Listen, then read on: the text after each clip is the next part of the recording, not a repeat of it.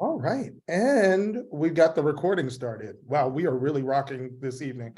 So I see everybody in the room, but I'm not necessarily sure if you can hear me. So why don't we do this?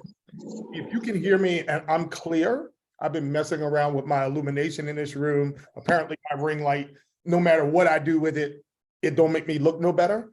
And so if you guys can just put a yup or a yerp into the chat, I'll know that we're at least all on the same page. Sandra, I got you. Thank you for your yerp. All right, all right. All right, I'm feeling confident. So honestly, in talking about what we were going to discuss this evening, I came ready to either have a free-flowing conversation with a group of people who might be interested in this topic, and or make a presentation. So in my past, I spent a lot of time in labs, keeping people up for a very, very long time, because I studied something called sleep neurobiology, which is basically the neurobiological underpinnings of those things that make us fall asleep, keep us asleep, wake us up in the morning, and what happens when we mess with that system. And so I can talk, right? So I could just talk at you, but I'd much rather talk with you. So I do have a formal presentation. I got 33 slides. I always err on the side of too many slides because I believe that you can't have too much information. But I prefer to tailor a conversation in a way that the folks who are kind of in the room are getting the most out of it. So this is what I'm going to do. I'm going to go ahead and start sharing my screen, and then we'll move on from there, and maybe we'll get you involved in a little bit more of a real way, hoping that you guys don't make this an hour lecture, even though I'm happy to do it if that's what turns you on. All right. So I've entitled tonight's talk, Sleep, a primer for those who love the snooze. I'm assuming that everybody is a big sleep fan. I know that's not always the case. Some people are not about it. They like to maximize their life and get as many things out of their waking life as possible. And they go by the maxim, I'll sleep when I'm dead. But I'm hoping that the rest of us, find in sleep a real benefit and a way of making our waking life even richer. And we'll talk a little bit about what are some of those benefits as we move along. All right, so let's work on some introductions. So you guys are all new to me. I'm not looking at you per se, but I thought one of the great ways to introduce ourselves is, so I have this little exercise. I was going to get you to tell one secret that you could share with a group of people who might not know you, but that might get too personal. So this is what I'm going to ask everybody to do. In the chat, I want you to put the nickname that people used to call you when you were young, like 10 years old or less. What did people call you when you were young? Just stick it in the chat.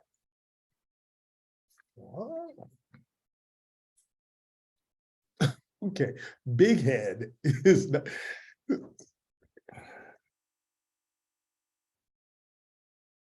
So the thing that I really love about these is they're rarely flattering, and they almost always highlight something that you want to forget. So here are the ones that I see. I see a tumbleweed, a pork chop, a big head, a shortcake. I like shortcake though. That might, and I can't get my keyboard to type the word. It keeps wanting to change it. Let me see it. Okay.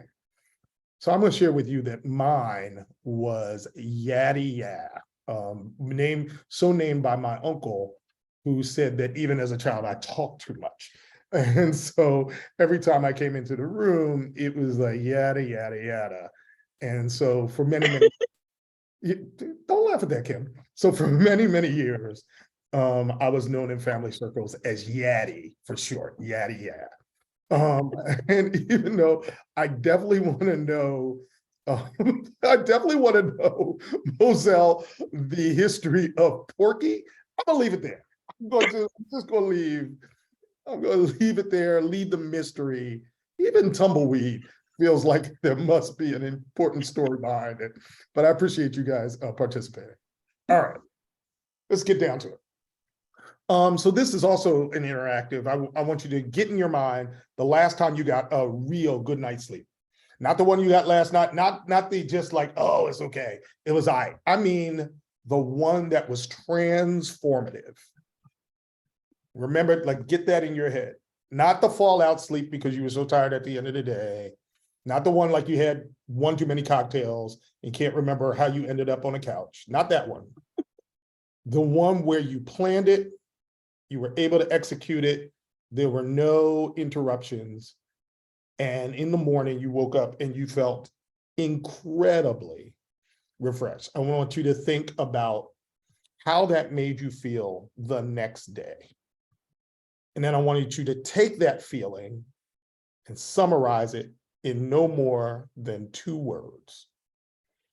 And once you have that feeling that you're summarizing in 2 words, I want you to stick it in the chat.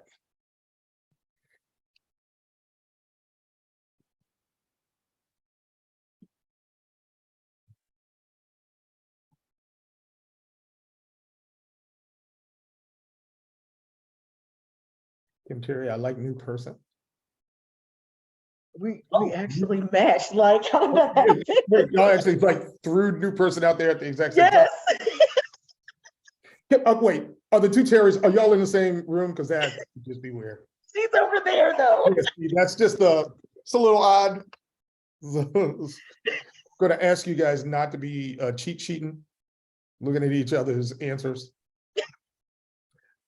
Sandra, I love the I don't know, it's been so long. That's real talk. We'll talk a little bit about that.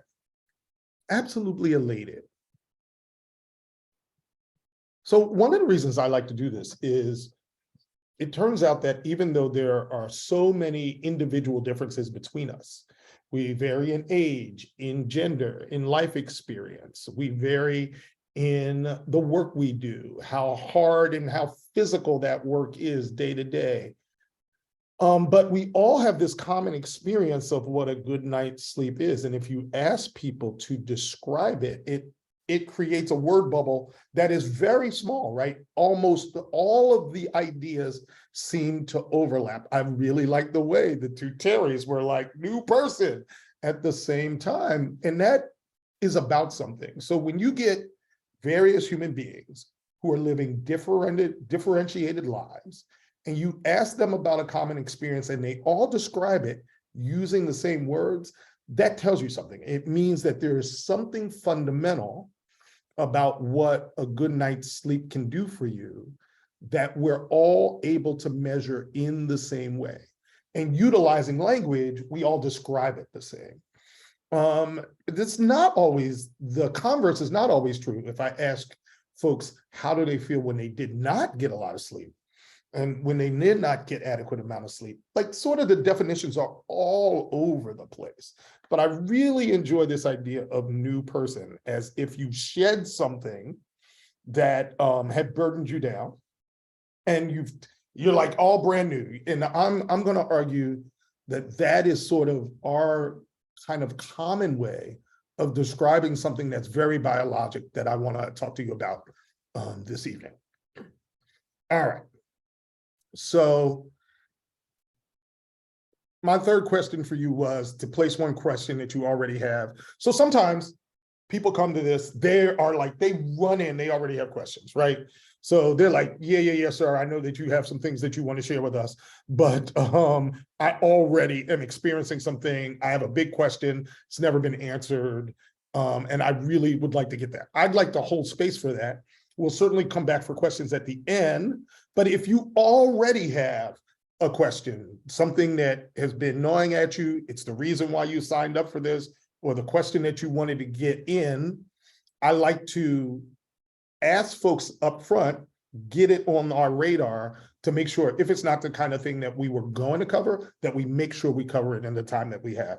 So if you already have a question, you don't have to have one, but if you already have one, take this, I'm going to take 15 seconds, put it in the chat.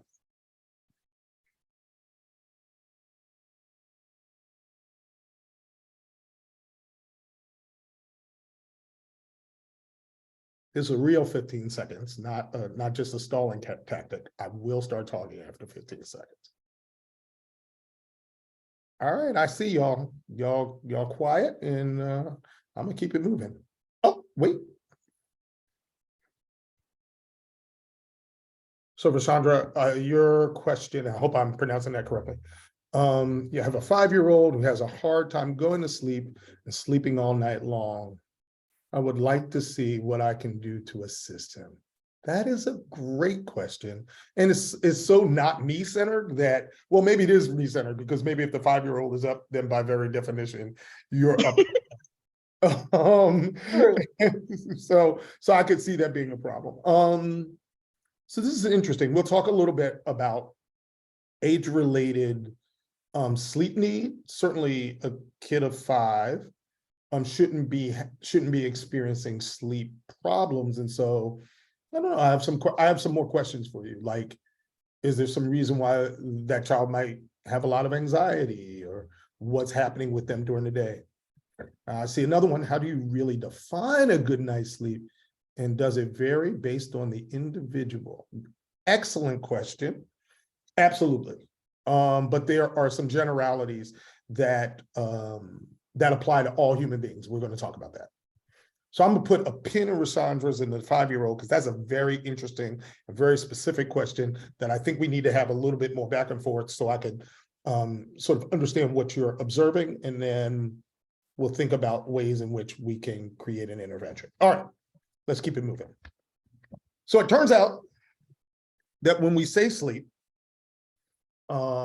sleep's not one thing, or at least initiating sleep, staying asleep all night, and then waking up in the morning is not one thing. If I asked you what was the organ that was controlling your sleep and waking, most people would say, oh yeah, it lives in your brain. And that's very, very true.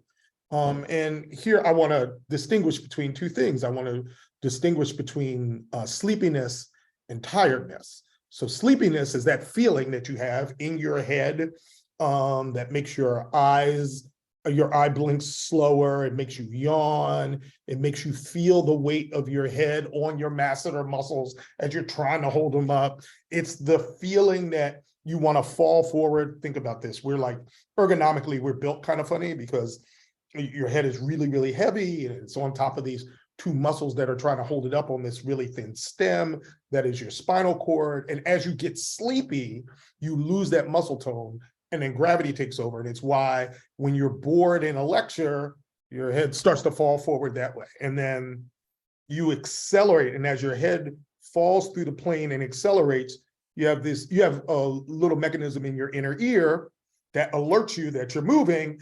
And that's why you wake up, it's alerting, and then you jerk yourself back up. And so that's sleepiness. That is physiologic sleepiness. Tiredness, you can be tired without being sleepy, right? So if I asked you all to go out and run a half marathon right now, and then I waited, I don't know, I'm assuming you guys are good half marathon runners. I waited 1 hour and 20 minutes and caught you at mile 9. And I asked you how you felt, you would be like, I can't take another step.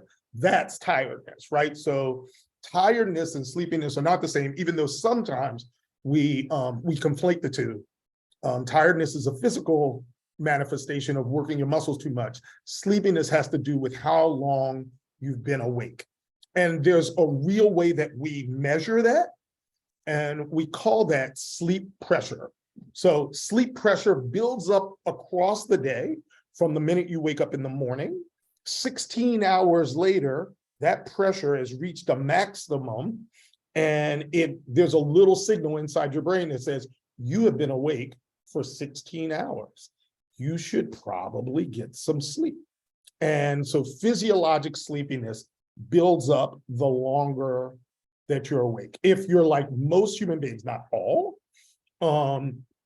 you know that it must be a chemical that's building up. And why do I say that? Because we all do the same experiment, at least most of us do the same experiment on ourselves every day. When you're really, really sleepy, you reach for a beverage like coffee and you drink it. And then all of a sudden, all of those feelings of sleepiness, at least temporarily, are dissipated. And the reason they're dissipated is the thing that's building up in your brain, this sleep pressure, is actually a molecule. And that molecule is something we call adenosine. It's a byproduct of your cells in your brain just working hard all day. They produce adenosine as a waste product, they get rid of it, and then it builds up in the extracellular space and binds to receptors. And so sleepiness is a feeling of all of that extracellular adenosine building up. That's the pressure. But if you drink caffeine, it turns out the caffeine looks a lot like adenosine and it blocks up those receptors for adenosine. And so if you can't bind the adenosine to the adenosine receptor, all of a sudden you don't feel so sleepy, which is great, except for the fact that the caffeine comes off, doesn't stay there all, just like when you take an aspirin, it doesn't work for like ever. The aspirin works at the point of pain, but then that molecule goes away, and then all of a sudden the pain comes back. Same thing for physiologic sleepiness. You take in the caffeine, all of a sudden the sleepiness goes away, but eventually that caffeine dissipates, and boom, the adenosine hasn't gone anywhere, and it comes back on, and you feel the sleepiness again. There is a way to get rid of that sleep pressure, and that's what this little diagram shows, and that's to fall asleep. So look at these two little mountains. Look at the mountain on the bottom and this weird blue thing that's like a cloudburst on top. Basically, what it's trying to say is that 9 a.m. in the morning, when you're newly awake from sleep, all of that sleep pressure has dissipated and it's really low. And by the way, you can be looking at the top of the graph or the bottom of the graph. It doesn't matter here, right? But the longer you stay awake, the more that sleep pressure builds up, till we hit some window of where we should really be able to fall asleep. There is something else going on, and I'll tell you about that in a second. But once you fall asleep, as is indicated with this gray bar, then that pressure falls away. So I've already kind of told you that pressure is a molecule. It's adenosine building up in the extracellular space. And it turns out that what happens during sleep is that molecule comes away, you pump it back into your cells because your body likes to reuse things. And because all the adenosine goes away when you're asleep, the pumps work, all of that pressure goes away and you start all over again at a low sleep pressure the next day. But that is not the only thing that's going on. It's not just how much of that molecule do you have in your head. There's also a drive that goes up and down throughout the day that you might have heard of called your circadian drive. Maurice, I want to pop in here because I think at this point, you might be leading to one of the other questions that came in. Can you make up a large amount of sleep debt? That's one. Yep. And okay. The next one, what causes a person to fall asleep and crash so hard into sleep, then awake about 2 hours later and can't go back to sleep? So I think this might be in the area of what these two questions. Those are great questions. First, let's talk about sleep debt. So sleep debt is when you've lost sleep, right? So you've lost sleep and you haven't dissipated the pressure. Let me just finish off this slide and go to the next one, and then we will talk a little bit about sleep debt. And then we'll talk about the crashing so hard into sleep right after that. So the only point I was making here is that sleep and wakefulness is not governed only and solely by this rising sleep pressure, but also another drive that also lives inside your head in a place called the suprachiasmatic nucleus that's inside a neighborhood called your hypothalamus. And it's a clock. It is your internal clock. It's so much a clock, it's like your master clock, that you have clocks essentially in all your organs, in all of your other cells. And they are set, the timing in those clocks are set by this one clock, the suprachiasmatic nucleus inside your head. That clock is governed by light, right? So light comes up in the morning from the sun and resets the timing of that clock. The clock runs a little bit longer than 24 hours. So that clock creates rhythms in your body that run around a 24-hour cycle. And there are all kinds. There's your temperature, there's all kinds of hormones, all of which run on this 24-hour cycle. And they're set, that cycle is set by external cues that we call Zeitgeibers, which is simply German for external cue, time giver. And it is through your eyes, through special cells in your retina, through a series of connections called your retinohypothalamic tract that takes that light information from your eye back to your suprachiasmatic nucleus, telling you that the day has started and starting your cycle all over again. We all know about circadian rhythms because you've gotten on a plane and flown either east or west and had the sun come up either earlier and or later than this clock had expected, and you know what you feel, right? We call that jet lag, right? And so it's worse going backwards than it is forward, but that feeling, that physiologic feeling, is the misalignment of your clock setting and when your brain thought the light from the sun was going to get started. So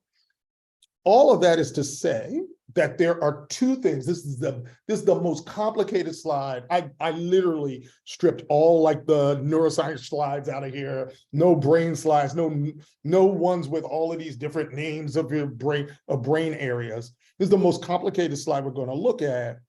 It turns out that in the morning, your circadian drive for wakefulness is low, but it starts to rise during the day, and it cycles through. It has a little bit of a dip in the afternoon. That's one of the reasons why you feel so sluggish after lunch. It's not the lunch, it's not the tryptophan, it's not because you ate a big turkey sandwich, it's because there's a natural drive, dipping your circadian drive that, how about this? And this drive says, you should be awake, you should be awake. And it reaches a maximum low around 11 o'clock. And then all of a sudden, that drive goes in a different direction and starts to fall off. So your circadian drive falls off 10:30, 11 o'clock. It just so happens, if you remember that first homeostat picture that I showed you, that the homeostat is at a maximum, right? And so your sleep pressure is at a maximum, your circadian drive starts to fall, and all of a sudden you fall asleep. You stay asleep, and all of that sleep pressure dissipates while your circadian drive for wakefulness is taking a super dip and doesn't come up again until the early morning around 5:30, 6 o'clock, right? And so that it is the coordination of these two things that cause us to both initiate sleep, understand the timing, and keep us asleep. So I want to go back now to sleep debt and talk about one of the things that happens. Now, while I don't have my sleep debt slide, or do I? I'm going to stop sharing for 1 second, because sometimes I'm able to get really fancy. If you can imagine, if you're like me, you give these kind of talks all the time. You have multiple versions of some of these talks. And I just want to make sure I do have a sleep debt slide. It's not in here. I just want to make sure that I don't have it with me, because I do. How about that? All right. So I am going to share my screen again, and I'm going to switch PowerPoint decks, which I got to tell you, even I'm impressed with myself. All right, here we go. You guys can, if you can see this new fancy deck with this 2-process model of sleep regulation, say, sure, I can. Let me hear you. Sure, I can. There it Sure, is. I can. All right, there it is, there it is, there it is. So what this is showing is that same two-process model that we had just been talking about. Down here on the bottom is process C, C for circadian, right? So that's the suprachiasmatic nucleus as it is cycling up and down over the course of a 24-hour period. This 7 over here is 7 in the morning. This 7 over here, this next 7 is 7 o'clock the next day.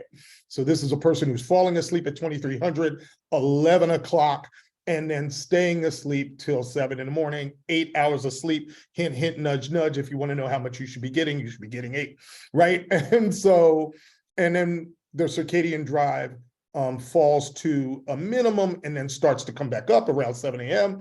And then process S here, S for homeostatic pressure, it also falls off over the course of those 8 hours of sleep.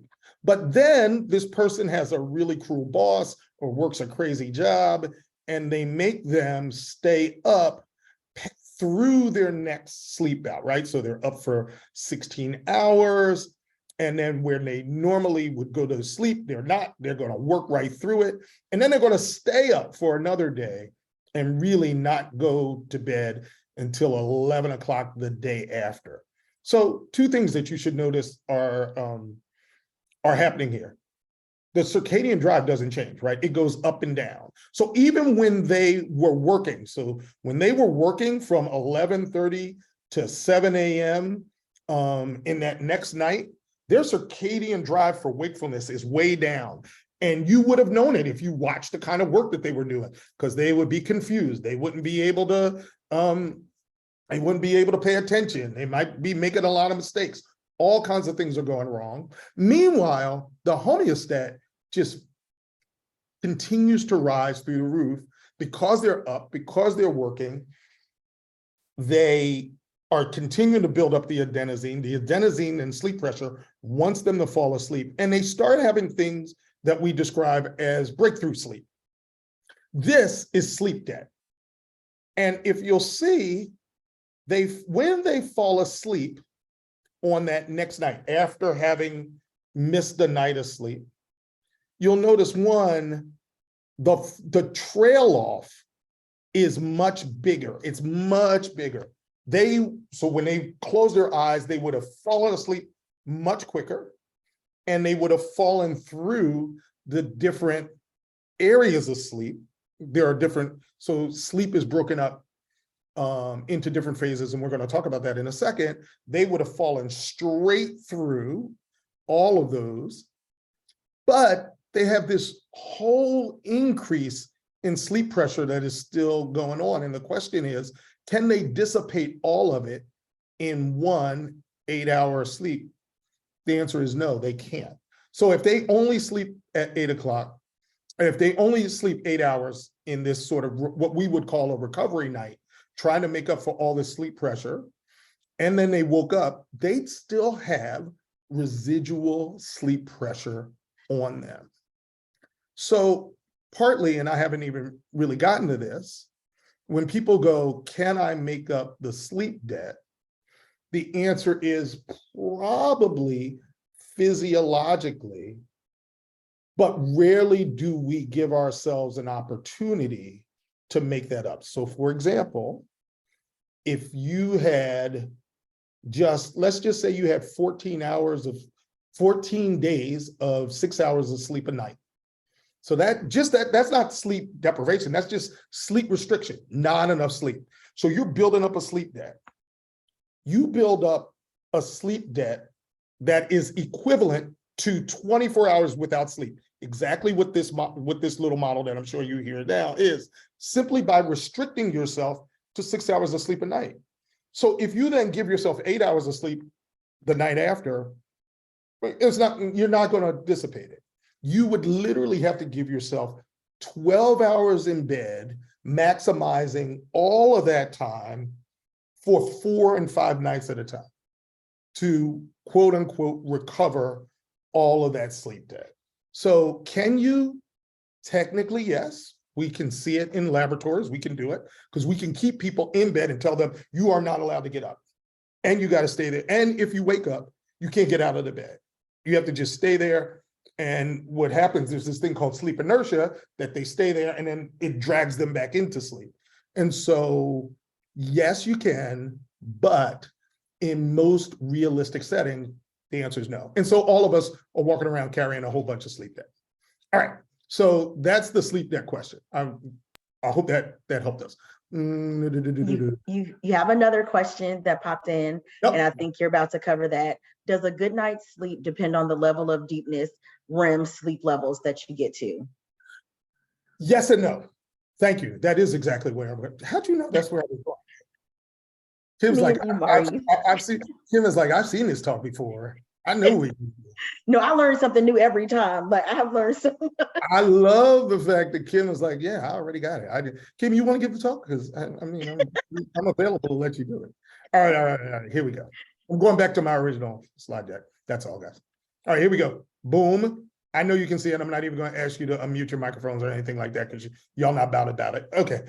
So this is just what I told you before. There's process S governed by the buildup of adenosine, and process C, and which is your circadian drive, governed by your suprachiasmatic nucleus. There will be a test. I hope you guys are writing this down. All right. So there are at least 4 different stages. It depends on who you ask, of sleep. In some cases, we think of it as 5. Light sleep stages 1 and 2.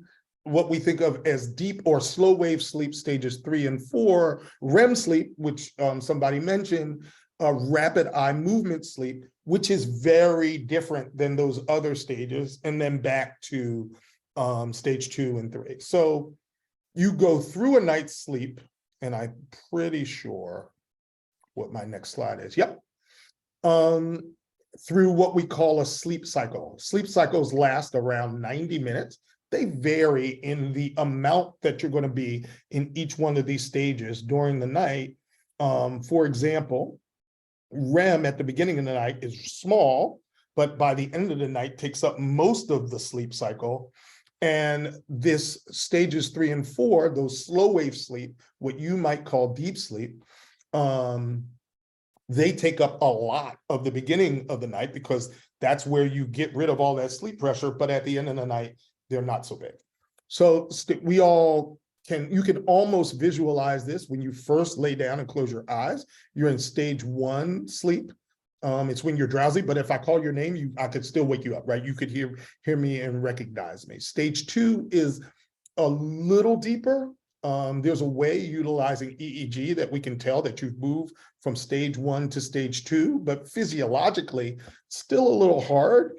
I mean, generally, people get a lot less sensitive to the external world by the time they're in stage 2 sleep. But by the time you're in slow wave sleep, what you might think of as deep sleep, stage 3 and 4, you can't be aroused by things in the outside world. I mean, generally, if I go over and grab you, of course I can wake you up, but just external noises, it's the stage that you're in when when the television's still playing, but you can no longer hear it. Which is what my wife does every night. The interesting thing about this slow wave sleep is it's regenerative, right? It's that part that we think of that you got to get if you're going to get rid of that sleep debt. So we can do an experiment, right? Every time we put EEG on a person and every time they get the slow wave sleep, we wake them up. We don't let them get it. They will get the REM sleep eventually, but we don't allow them to get the slow wave sleep. When they wake up in the morning, they're suffering as if they've not gotten sleep at all. So the answer to the question about what you adequately need is you've got to get it all, and you've got to get it all in the right amounts, and you've got to get it over the course of a night of sleep. And so we used to think that the secret was consolidation, all 8 hours in one big chunk. But now we understand that even if you wake up at night and go back to sleep, not uncommon, not a real problem. It's really about the amount of slow wave sleep plus the amount of REM sleep you've gotten all night, and losing any of it in your primary sleep time will be detrimental. Okay, I have another question. Sure. How harmful is having sleep disrupted by our cell phone? For example, messages that come through at 4 a.m. or multiple alarm settings. Yeah, it's the craziest thing ever. We need to stop it. We're killing ourselves. So get rid of your cell phone, do what I do and plug your cell phone in another room. Do not have it in the room that you sleep. As a matter of fact, good sleep hygiene requires that you do a number of things. I would recommend that you get any electronics whatsoever should not live in the place where you are sleeping. This is only just showing you, we just talked about all those different sleep stages.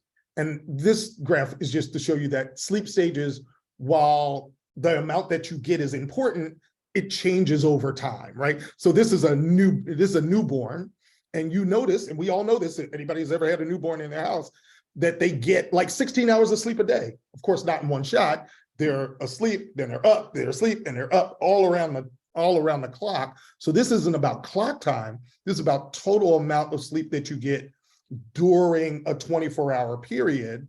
But as you grow older, you need less and less. But 8.5 is sort of the average that you're going to need by the time you're an adult. But that kicks in by the time you're 14. So I know then people like to go, well, what about the 7.5 and the 7 and the 6? Yeah, so this says that the older you get, the suckier it gets, right? Your ability to maintain that 8.5 goes down. And even though the amount of non-REM sleep, non-REM is that stage 1, stage 2, stage 3, and stage 4, even though that stays relatively stable, the amount of REM sleep you get as you get older and older is a lot less. The total amount of sleep you get is a lot less. Anybody over 50 knows what I'm talking about. And the amount of REM sleep that you get is a lot less. This means whatever sleep is, wherever benefit you're getting from sleep, you get a lot less of that benefit as you get older. You're not able to initiate it, maintain it across the night, and then wake up when you want. So that leads us to the fact that there are age-related amounts that everybody should be getting. But it's not one number, it's a range, right? So if I'm just going to take something random, if you're a school-age kid between the ages of 6 and 13, they should be on average getting between 9 and 11 hours of sleep, but it could be as high as 12 and as low as 7. The same thing for adults, young adults, 18 to 25. Their range is 7 to 9, right? That's that magic 8.5, but it could be, normal could be as much as 10 and as little as 6. So individually, how you measure what is adequate for you, well, there's two ways. You could come into the lab and we could literally hook you up to EEG and tell you what is adequate, or you could measure it yourself by how do I feel refreshed? If you can't be, without needing naps, fully alert and awake to do what you need to do over the day for at least 16 hours, then you're probably not getting enough sleep. But because we've done these numbers and we've run millions of people through these experiments, we can tell you that the average for human beings, yes, there are some people who are on the low end who only need 5 to 6 hours a night of sleep, but you are probably not that. You are most likely in the middle of the curve and need the recommended 8.5 to 9 hours of sleep a night. And if you're getting less, you are more than likely sleep restricted. I see some messages, so I'm going to look. Yeah, I was about to ask you the next question. So I'm always easily aroused. Therefore, that would be indicative of an individual who rarely progresses to REM. No, not necessarily, Moselle. So I'm going to just stop sharing just for a second. And even though I'm just looking at your names, I'm just going to answer that question directly. So it is true that REM sleep, so I didn't spend a lot of time talking about the physiologic differences between REM sleep, which gets a lot of press and everybody talks about it, and slow wave sleep, stages 3 and 4. Here's the thing. REM sleep's famous because at least one thing happens during REM that doesn't happen anywhere else. Two things. One is there's a little block on your ability to move your skeletal muscle. So a little switch turns on, and all of a sudden you can't move things like your arms and legs. And there's an evolutionary reason for that, because REM sleep is also associated with that narrative sleep mentation that we call dreaming. And your brain, when it's dreaming, doesn't know you're asleep. And so without that little blocking the signals going from your head down through your spinal cord, keeping you from moving around, you would be up and running around. You'd be jumping out of windows and running through the house. And of course, and there are many, many ways and quite a few parasomnias or sleep disorders that have that as one of its characteristics, right? So sleepwalking when you're a young person, something called night terrors. And there are people who have real sleep disorders who do sort of act out the worst of their nightmares. And they jump out of second floor windows. Some people get up, grab knives, and murder people. Like, it happens. So that block, you need that block on.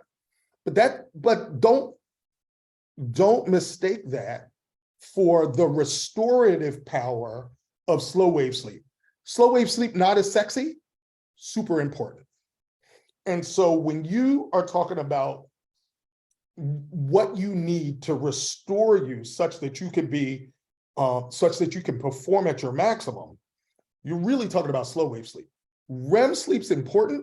It's important for memory consolidation and creativity and making new memories. You got to have REM to do all of those things, but it doesn't restore you physiologically. It doesn't reset your brain. And so when I ask everybody, like, what does it feel like to have a good night's sleep? And you were like, I felt like a new person.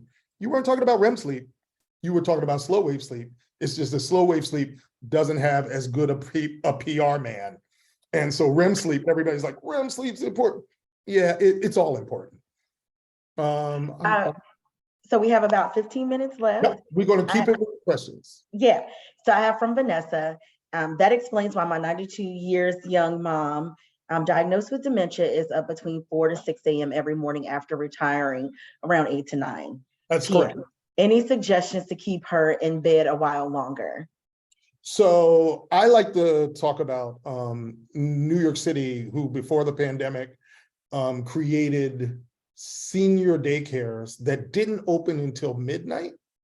And they watched they picked them up, watched them all night, staffed, of course, with young people, because we're old, we need to be in bed, and then brought them back at 6 a.m. And the reason I love that as a solution is, just like babies who need a whole lot more sleep than you do, right? They need 16 hours, those newborns. And the way in which they get it is all around the clock. Thereby, you are going to be up and sleep depriving yourself. The same thing with seniors. So it turns out that physiologically, they're going to go to bed super, super early. They're only going to maintain it for a couple of hours. And then they're going to be up in the middle of the night. That is biology. And there's nothing you can do about it. It's just like having a newborn. And so if you, like, most people wouldn't go, what do I have to do to get my newborn to stop like waking up and going to sleep and waking up? You can't, right? You got to wait till they grow out of it. This is that exact same mechanism in the opposite direction. And as long as they're safe, you're not going to be able to push that amount. You can't physiologically push the amount. I mean, I guess one of the things you could say is, how can I make their sleeping arrangements as comfortable as possible so they don't necessarily want to get up, but they're going to be awake. That's the bottom line, is they're going to be awake. And we haven't even talked about things like bladder control, which the older you get, the more hyperactive your bladder becomes. And so where you and I, a distended bladder in the middle of the night wouldn't necessarily wake us up. The older you get, the neurons that govern the bladder become hyperactive, and so they're up all the time.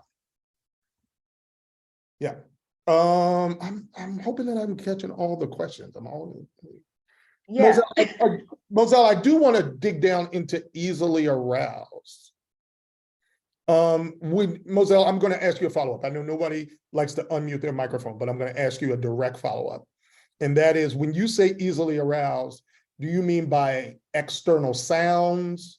Do you mean by, like what wakes you up? And how often are you? Any external sounds, I'm always at a level of alertness that I Yep. know what's going on around me. Yep. So it's interesting. Have you always been hypervigilant, like your entire life? And in adulthood, yes. In adulthood, yep. So in the animal kingdom, there's all kinds of sleeping arrangements. There's this one that we don't do as humans, and it's called unihemispheric sleep. Some animals are able to sleep with one half of their brain asleep and the other half awake. Dolphins do it because they have to breathe in the water. They can't go fully asleep.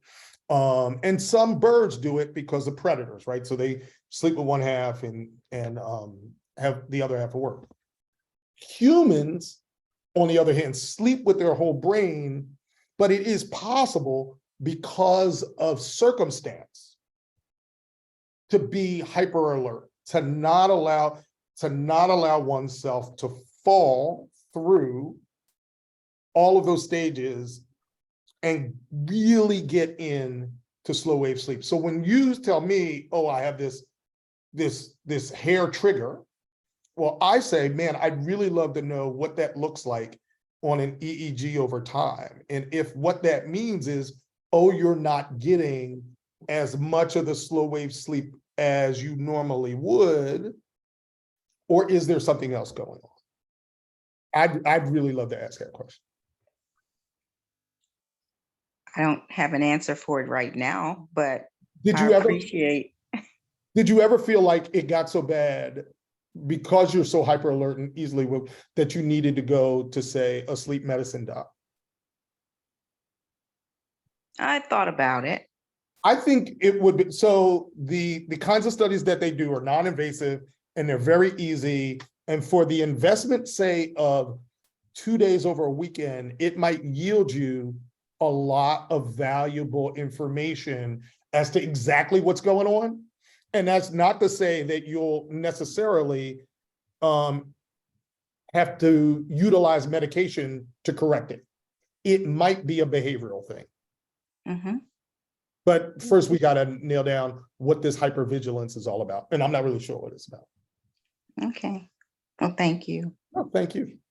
so Maurice, I want to scoot backwards to, if you can, for the 5-year-old that wakes up. I think that's one of the ones maybe left somewhat unanswered or discovered a little more about. Yeah, let's talk about that 5-year-old. So the question was, and I'm just going to read it out, Rosandra, one more time. I have a 5-year-old, hard time going to sleep. So my question is why? And sleeping all night long. I would like to see what I can do there. Okay, couple things.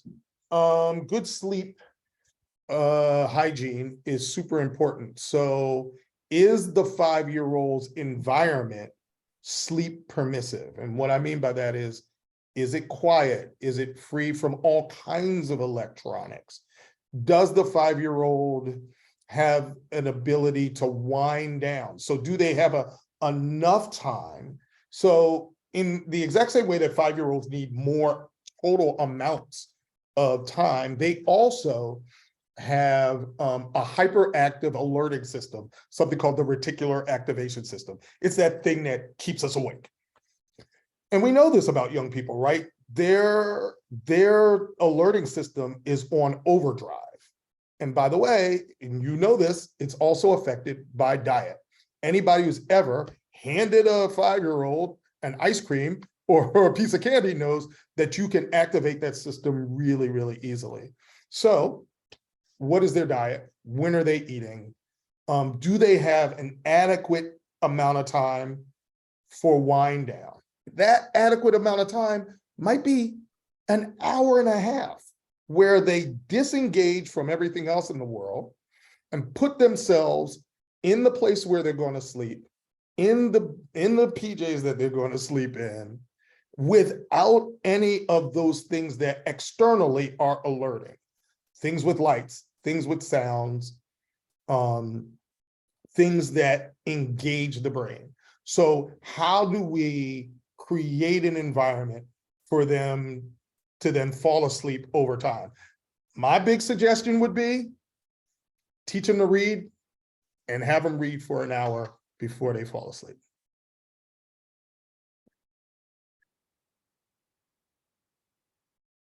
That's a great suggestion. I can work on that because he's 5, so he doesn't quite read as of yet. But the other thing that I hear is really about monitoring the schedule and Absolutely. really inserting some time, because if we eat dinner, depending on when I'm off of work, somewhere between 6 and 6:30, and bedtime is 8:30, having an hour to an hour and a half of wind down time, in addition to bath time and all those things, may be a little more difficult. So I need to look at schedule first to me, and then the teaching to read is a longer term solution. I think you've nailed it. And both of those, I think understanding both of those, and of course, behavioral change is hard because we have all of these things that dictate how our schedules work. But those two things are things that you can actively do to create a more permissive environment such that he can be able to fall asleep. Thank Okay. you so much. No, thank you. That was a great question. To keep abreast of what's happening. Oh, that's me. That's Kim. Okay, so I've got 5 more minutes. I'm wondering if anybody has a burning question that they either feel like I haven't answered yet, or that they really want to ask, or that they want to go back to because my answer was incomplete. We didn't even talk about naps. That's a whole other thing. Oh, yeah, naps is a whole other, I'm gonna have to bring you back for naps. We have to Mark. come back. We'll talk about naps next time. It's true. You can't do it all in one. So, I mean, No. I teach a course, it lasts 16 weeks that we talk about this stuff. And so to do it all in 1 hour is always aggressive. So I hope this has been valuable, and I hope that we spoke at least a bit to people's concerns, and that it's not just the science lesson, but also the more you understand the mechanisms, the more you understand what's going on with you. And I think Kim Terry will be happy to share my email. You know what? I'll share my email. Wonderful. While you're doing that, someone messaged me directly and said, hey, we need a part 2. So Maurice, I will be contacting you soon. And thank you so much, Maurice. This was super fun, and I really appreciate all of you. And oh, thanks. Thank you for spending some time with me. And please, please, please send me an email if you didn't get your question in, or you didn't want to ask it in this format. And yeah, we'll come back and we'll talk a little bit about sleep hygiene and naps next time. Yes, absolutely. So, and I will be sending out the recording to the people who registered today. So thank you so much for coming. Nancy's House provides these monthly webinars for free. As you know, we try to do other programming, but most of our program remains free. So if you love us and you want to donate something to us, I have the link in the chat. Also, we have monthly book clubs and we have support groups. And if you want to get involved, please feel free to email me or jump on our website. I'm putting my email in the chat now. I would be happy to help you. Nancy's House is here for you. Thank you, Maurice, so much. Thank you, everyone, for attending and participating. It was a pleasure. And I'm going to stay on for a couple of more minutes if anybody has any questions about Nancy's House or Maurice or anything like that. But at 8 o'clock, I will cut the call. Thank you so much, everyone. Thank you all.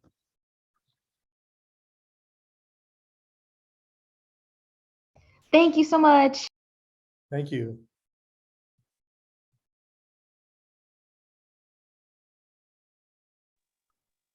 Dr. Baynard, you've been called a treasure.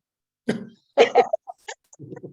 don't even know what that is, but I'll take it. Hello, I'm Kim and Dr. Yes. Baynard. I just wanted to say this is my 3rd time listening to his presentation. One was in person, I think another one was via Zoom, and today. And it gets better each time. It really is so helpful. So we really do appreciate it so much. That, Oh, you thank just- you. you made my week. That's fantastic. Thanks. so much. Yep. Thank you. All right. Good night. Good night. Rest well. Thank Wow. you. Yeah, go get some sleep, all of you. That's what I'm not gonna do for the rest of the evening. For some reason. Aren't you going to dinner now, Kim Terry? In a little bit, Wow, I'm going to eat some good Cajun food. I know that's right. Is it 7 o'clock? Yeah, Yeah, almost. Yeah, in 1 minute. all right now. Well, you enjoy. I'm jealous. Thank you. I'll be thinking of you at least for Please 2 or do. 3 seconds. Please do, and enjoy that Cajun food for me. All right. I'm gonna actually run to another call, so. Okay. See you, That's Maurice. how Thank I you do. so much. Thank you. I'll talk to you. Bye.